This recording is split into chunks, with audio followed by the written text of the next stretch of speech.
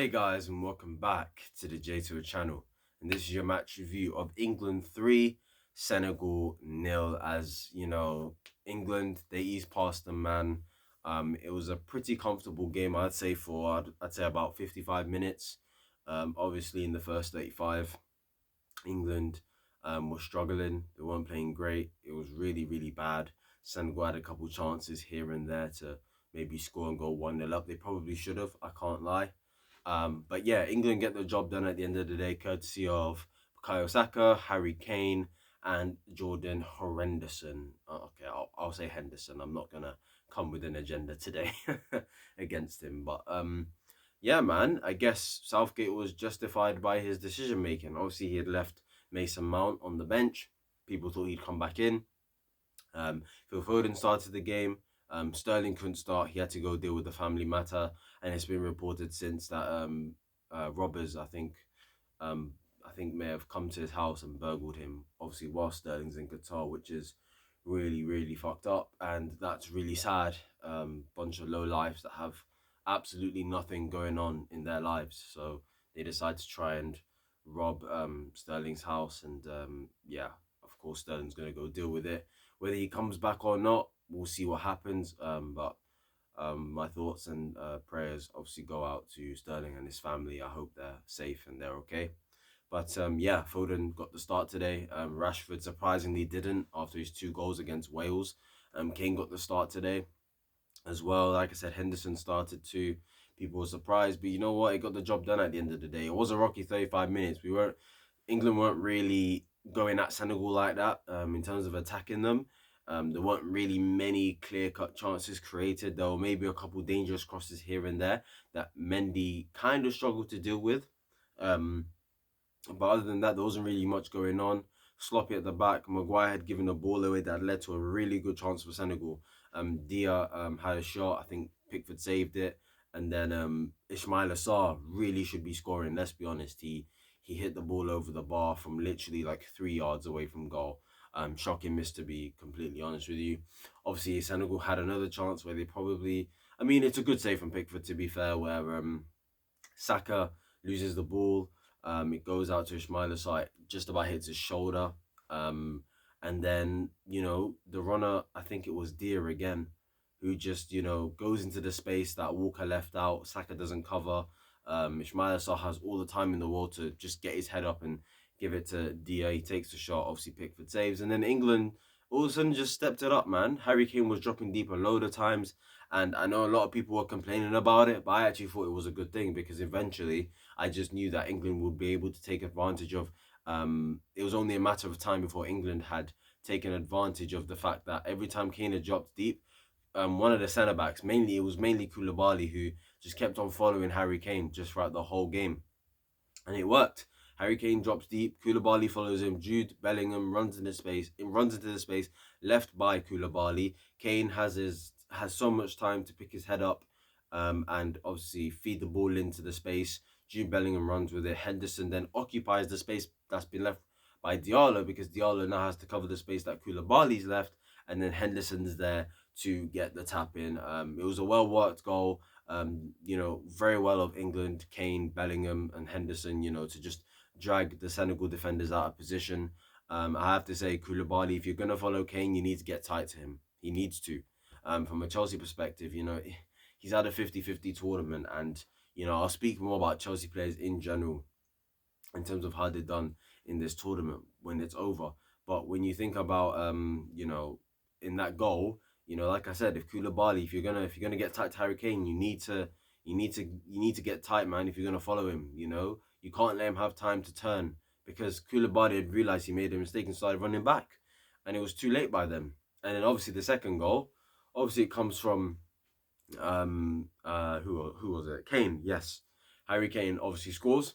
Fair play to Harry Kane, because I think today he had a good game. I actually think Harry Kane overall had a good game today. I know people complain a lot about him dropping deep and doing stuff like that, but I think for once we need to start relying on other players to maybe score goals.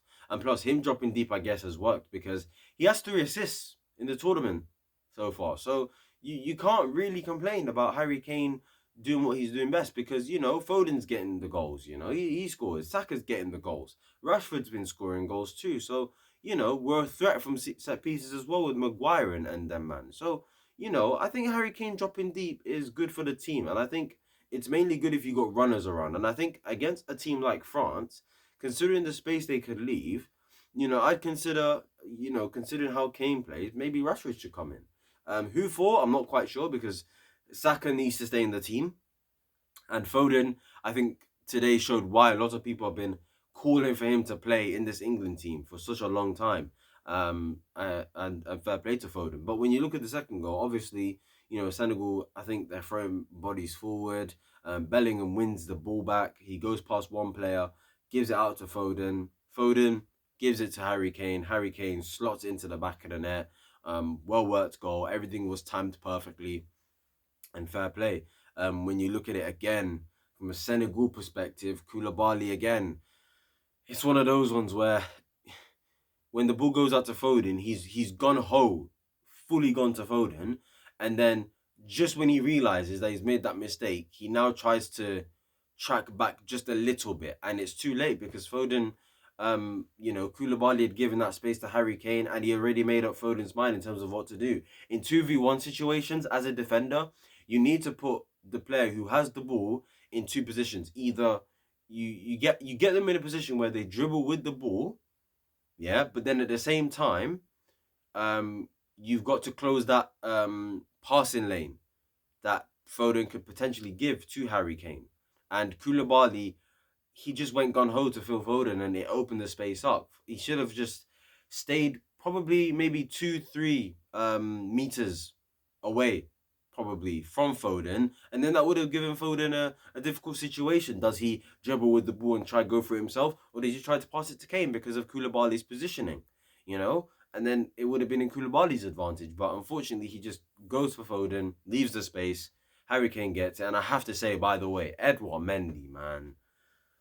Oh, this decline is mad. That's all I have to say when it comes to Mendy. The decline is crazy. Crazy decline. I mean, I'm sorry, but this whole he's been horrible, yeah, pretty much since he came back from AFCON. I've said this for a long ass time, yeah. The positioning for that goal is absolutely horrendous. It's horrendous. I mean, what is he doing? He pretty much just told Kane, yeah, put it exactly to my right. Yeah? He was standing far. He was from his position, he was standing way too far left. He was in the left-hand side of the goal from his side, like way too far. Like, come on, man. Your positioning has got to be better.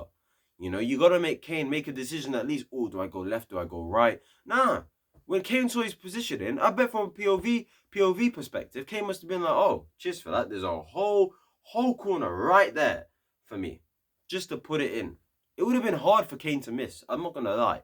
I'd have been shocked if Kane had missed that. The second he was through and I saw Mendy's positioning, I thought, yeah, goal. It's going in. It's going to be a goal. And Kane smashes it in. Kane don't miss those. Let's be honest here. And yeah, for the rest of the game, Kane's having a wonderful game. Just dropping deep, picking off passes, getting in good positions, popping off shots, linking up. Kane had a good game today. Really, really good game. And if you can play like that against France and maybe drag the likes of Upamecano and Varane out of position, and maybe the likes of maybe Rashford, Foden, or Saka can just occupy those positions, boy, we could have England could have a really, really good time against France. Bellingham showing that he's sort of that box-to-box mid, but can also get forward and score goals. We've clearly seen that this season for Borussia Dortmund. So, yeah, man, obviously the third goal happened. It was once again coming from Kane dropping deep. And this is what I mean. You see, it's so funny how people criticize Kane for dropping deep, yet all of the 3 goals that we scored today come from Kane dropping deep. It all starts with Kane, bro. Well, except for the second goal, because Kane had scored himself. So actually, sorry, 2 of the 3 goals today came from Kane dropping deep. It started with Kane dropping deep, dragging centre backs out. Kane doesn't want to be that striker that just waits, fox in the box type stuff. Okay, he's not that guy anymore. He doesn't do that. Okay, he doesn't want to have a proper fight with the centre backs like that in terms of maybe an aerial perspective. you know. But because in general, Kane still does, have a battle, a really good battle with the centre backs. They get tight to him, and he takes the shots that um he takes the hits, sorry, that the Senegalese players, give to him, obviously. So yeah, and then Kane drops deep once again. He loses the ball, but it lands to Foden. Foden dribbles, goes past the right back with ease, and he times the pass perfectly because it went through Koulibaly's legs. And just as he passed it, Koulibaly was just gonna go in for the ball. But if Foden had literally delayed it for 1 second, Koulibaly probably gets to the ball. I can't lie. So the timing of Foden's pass to Saka was absolutely fantastic. I have to say, so fair play to him in terms of that. And again, even before Saka could take the shot, I'm already seeing Edouard Mendy going down. It's like you're making Saka's decision easy. Considering you're going down to the ground and considering there's a Senegalese player probably on Saka's case, Saka knew exactly what to do. Really tidy finish, just chips Mendy. It's too easy. And yeah, 3-0. England see the game out. They control the game. Senegal, they tried bringing players on at half time. It didn't quite work. Because they are a good team, Senegal. They can make things difficult for you, but I feel like the lack of real threat up front is, I think, what's probably killed them in this tournament in general. I think the lack of threat up front was probably the reason why they didn't beat the Netherlands. The lack of threat, the lack of quality up front was probably the reason why they didn't go 1-0 up today against England as well, considering the mistakes that were made at the back. And yeah, they just missed Mane, man. But overall, I think they should be proud of themselves, really. I think they'll be disappointed that they lost 3-0. And I think for their quality, they'll probably believe they should have competed a little bit more and probably longer against England than they did. 35 minutes really ain't enough time competing against England. Let's keep it real, especially for a quality side like Senegal. They are AFCON champions for a reason. But hey, let's see what this Senegalese team do in the future, and England go through to the quarterfinals. Man, England have France. Kylian Mbappe, Olivier Giroud, Ousmane Dembele. It's gonna be a battle, man. It's going to be a battle. It's gonna be a good game. I think if England win that game, I think there's a serious chance that they could genuinely win the World Cup. Honestly, England, it might come home. It actually might come home if they beat France. I'm not gonna lie, because I think that's a huge test, especially for the defense.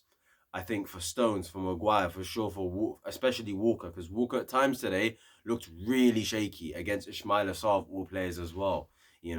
This is Kylian Mbappe. We're talking a future Ballon d'Or winner here. So Kyle Walker's gonna have to step his game up. I'll keep it real. Same with Luke Shaw on the other side when it comes to Ousmane Dembele and Giroud is going to be fighting off Maguire. That's going to be a really good battle too. Midfield will be a good battle. Declan Rice, who today was a bit. I sometimes look at Declan Rice and I think, bruv, you play like a centre back sometimes. It's like, bro, you've not got really the intelligence that a midfielder needs really to play at the top level. In my humble opinion, I do like Declan Rice. I think he's really good, but sometimes I just look at him and the way he moves the ball, his first touch. I just think to myself, you sure you're not a centre back? And he can play centre back apparently as well. So who knows? But yeah, it's gonna be a good battle. It's gonna be a good game. England make it through to the quarterfinals, and yeah, I'll see you guys tomorrow for two more reviews. Japan face Croatia in a very very. That's going to be an intense game, an interesting game, a good tactical battle. And obviously Brazil, Neymar's back. It looks like they will be facing South Korea. So yeah, we'll be seeing what happens tomorrow. Like I said, guys, like, comment, subscribe, turn on those post notifications, follow my social media down below. And yeah, I'll see you guys tomorrow for two more reviews. See you lot then. Peace.